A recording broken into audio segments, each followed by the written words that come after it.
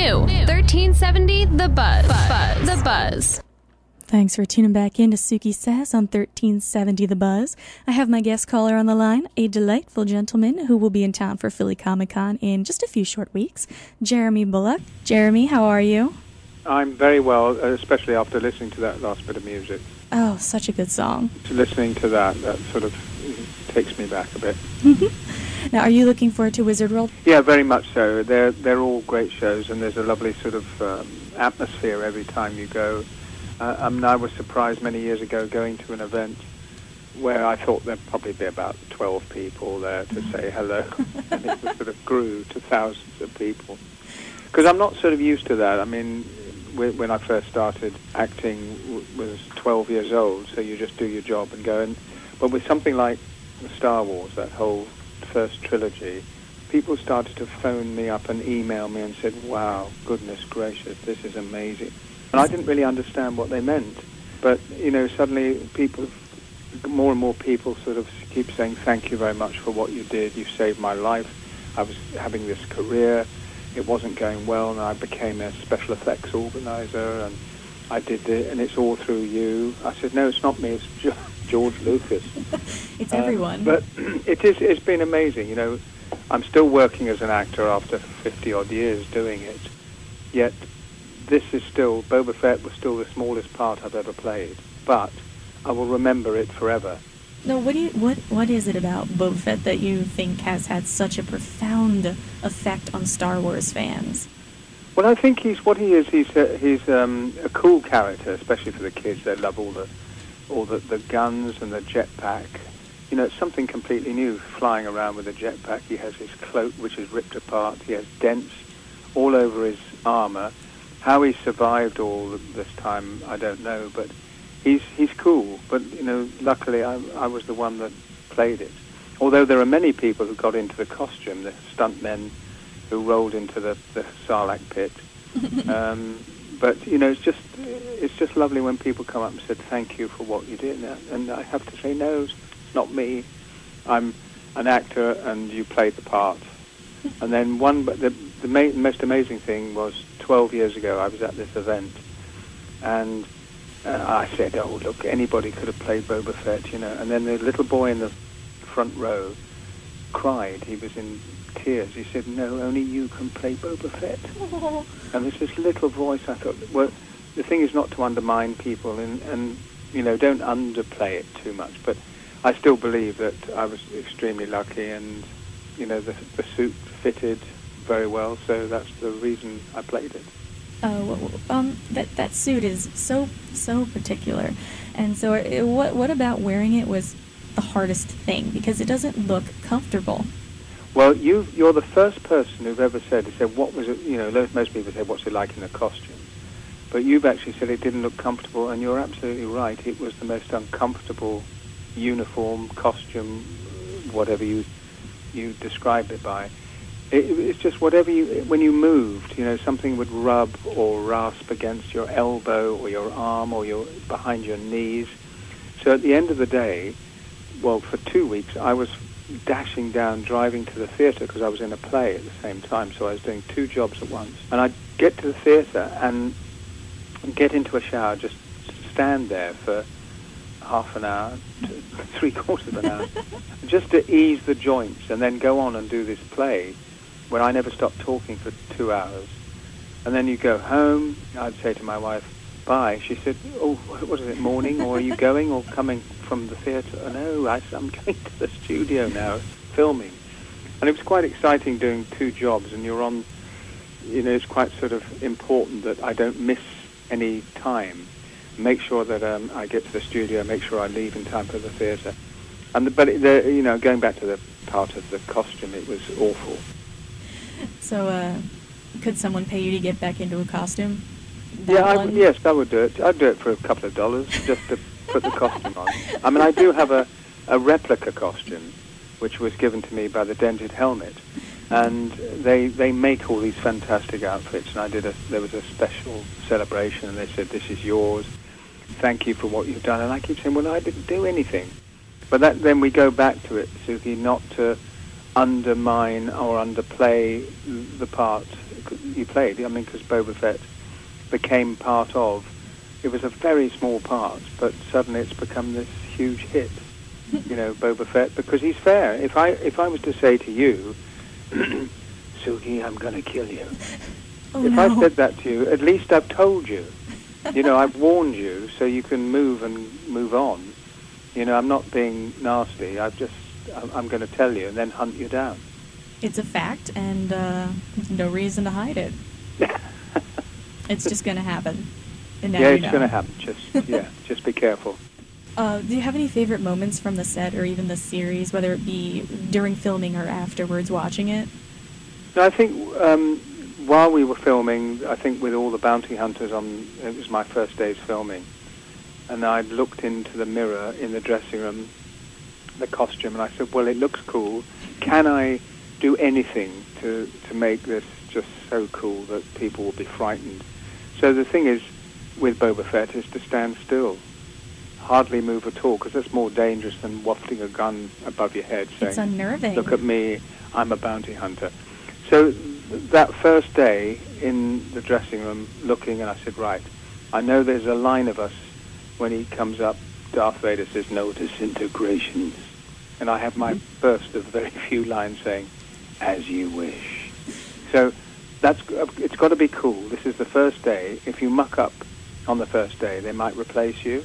You never know. You might not be cool enough for the film, so they might get rid of you. So all these thoughts go through your mind. And then once I got onto the set, it was just, I mean, that was cool.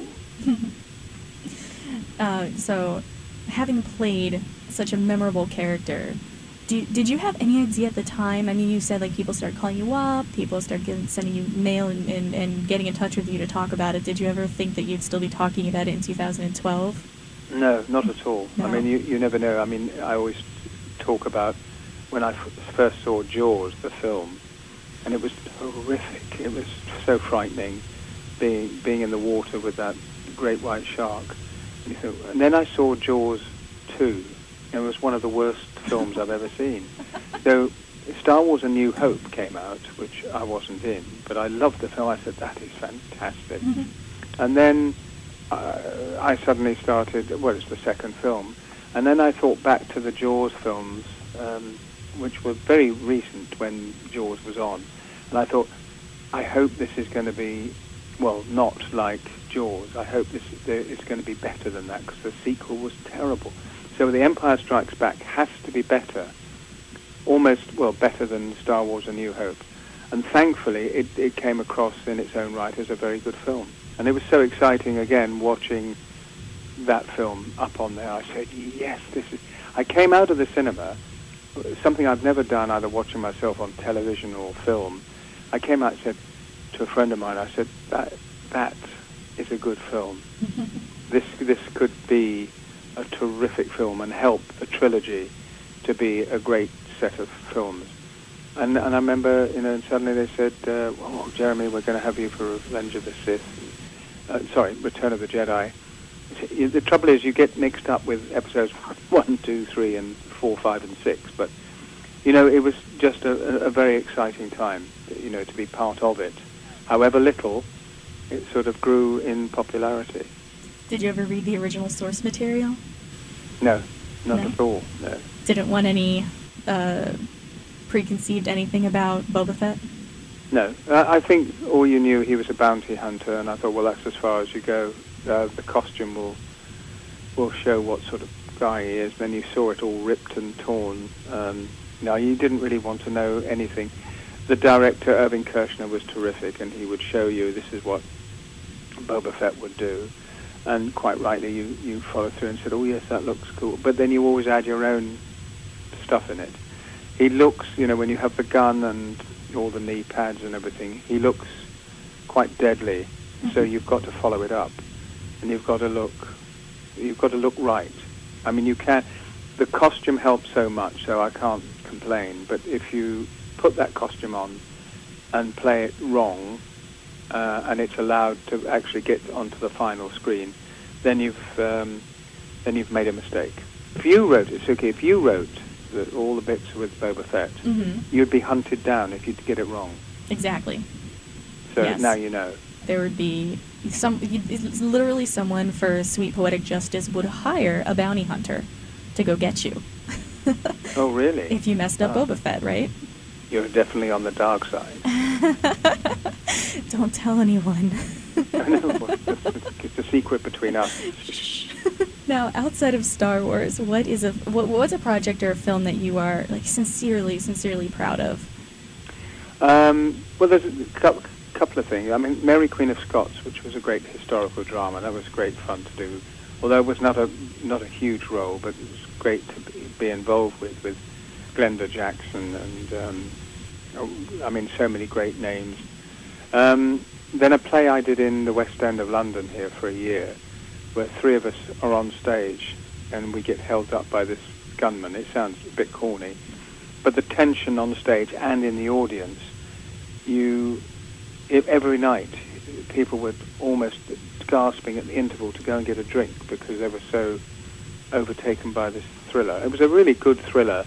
People say, well, surely you can't. No, not a thriller. You can't put that on stage and expect people to believe it. But they did. And this was a terrific... I mean, I did it for a year and a half total, and I was so exhausted by the end. But that was something I was really proud of. I always think that that's how you know for sure that you've worked your bum off. Absolutely, and that's a good expression. When you can't move, like, the day after when you finally get a rest, you can't get out of that rest for a day or two. Yeah. Absolutely right, yeah. Now, you are a seasoned convention guest. What is it about the events that keep you coming back? Well, the only reason I keep coming back is being invited. I would never invite myself or phone up and say, could I come to your show because you put on a really nice event and I'd love to come. But I've never asked to go to any convention over, I don't know, I suppose the last 10 years I've been going backwards and forwards. So if someone invites me and the people are nice and they really want you there, then I will go. But if you're not invited, then I won't go. In a way, it's politeness from my parents, my father especially. He said, don't talk unless you're spoken to. And he said, don't invite yourself. And he used to lay down the rules. But I trusted him, and he was right. You just out of politeness, you wait. And if people say, we'd love to have you, this Jeremy, it sort of matches up, and it would be great. We're doing a special Boba Fett Star Wars, so we'd love you there. So I would go. Subject to work commitments, obviously. Well, you are a true gentleman, and I look forward to meeting you at the end of the month. Oh, fantastic. It's not far off, is it? No, it's like 3 weeks. What 3 is weeks? it? Well, come over and say hello, and you'll be destroyed. Yay! Yeah, yay! Oh, yes. Oh, yay. Oh, that's good. You have a safe trip over here and take care. Thank you for talking to me today. Suki, it's an absolute pleasure. Thanks for very good questions. Bye-bye now.